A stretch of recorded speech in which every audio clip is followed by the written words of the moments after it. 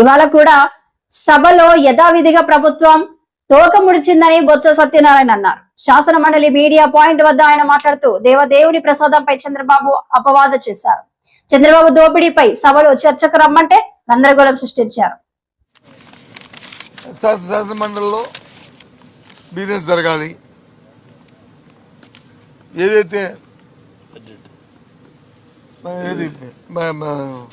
Agenda జరగాలి, agenda ఆగడానికి వీల్లేదు, budget మీద జరగాలి.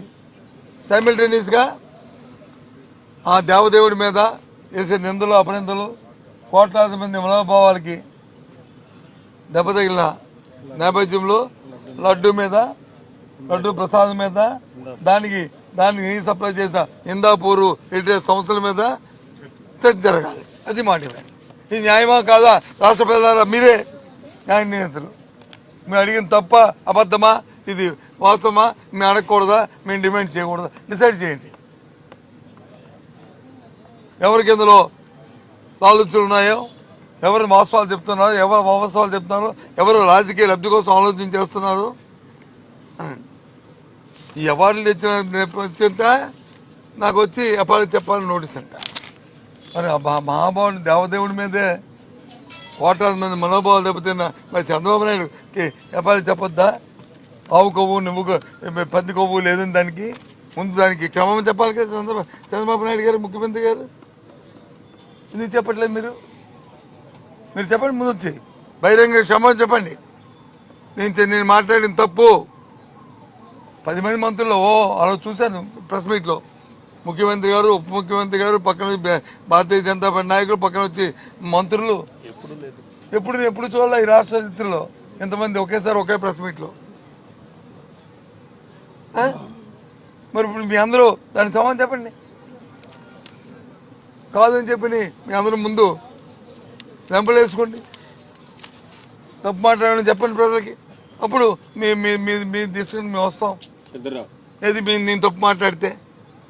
నేను వాస్తవం మాట్లాడుతున్నాను. ఈరోజు కూడా నేను మాటలు కట్టుబడి ఉన్నాను.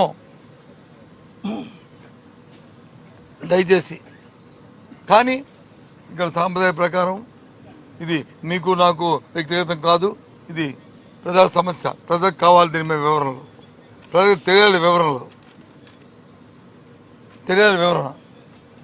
వాస్తవాలు ఏంటో ప్రజలు తెలియాలి. కాబట్టి శాసనమండలిలో చర్చ జరగాలనేది మా పార్టీ తరఫున మా సభ్యులందరితో కూడా ఒకటే మాటగా మేము కోరుకుంటున్నాం.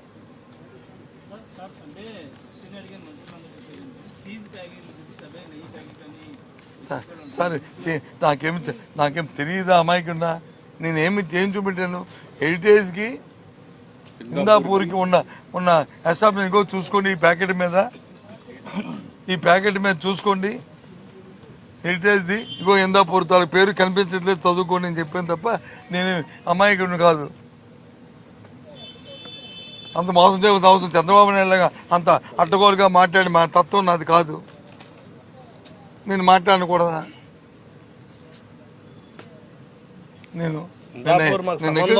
దాని గురించి దాన్ని ప్యాకెట్ మీద క్లియర్ కట్గా హెరిటేజ్ ఉంటూ ఇందాపూర్తో చూసుకోండి అని ఆ ప్యాకెట్ ఇవ్వండి. అది ఉండాలి కదా మీ దగ్గర ప్యాకెట్. అది ఆ నెయ్యి ప్యాకెట్, చీజ్ ప్యాకెట్ ఏదో మీద ఉంది కదా, ఆ ప్యాకెట్ ఇవ్వండి అని అడిగాను. అది కూడా ప్రశ్న చెప్పలే,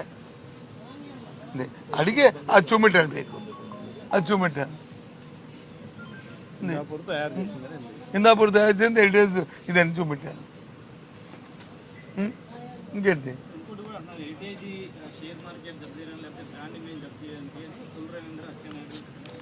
అదే అంటాను కదా సార్, మీరు వచ్చి దాని కొల్లి రవీంద్ర గారు, అచ్చెన్నాయుడు గారు, లేకపోతే ఇంకో మంత్రి గారు వాళ్ళు చెప్పిందంతా కూడా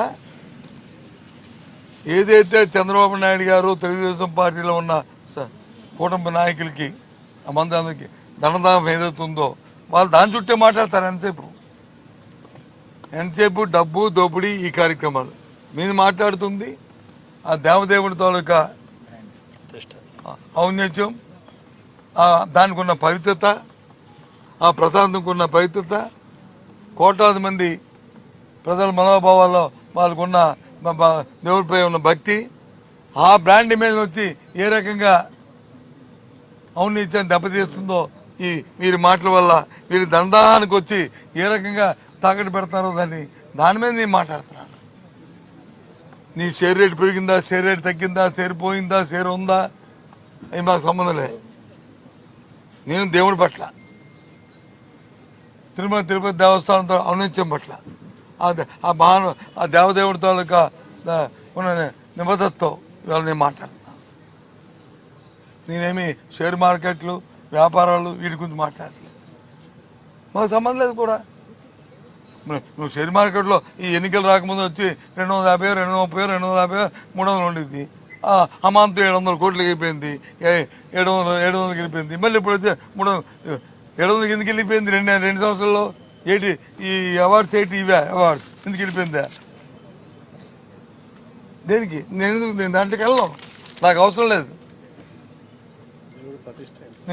నాకు అవసరం లేదు. వెళ్తే వాటి మీద మాట్లాడుతున్నావు, నాకు అది అవసరం లేదు. నాదంతా కూడా ఆ భగవంతుడు, దేవదేవుడు, ఆయన ప్రతిష్ట, ఆయన ఔన్నత్యం, ప్రజల మనోభావాలు, భక్తుల మనోభావాలు, కోట్లాది మంది తాలూకా ఆలోచనలు,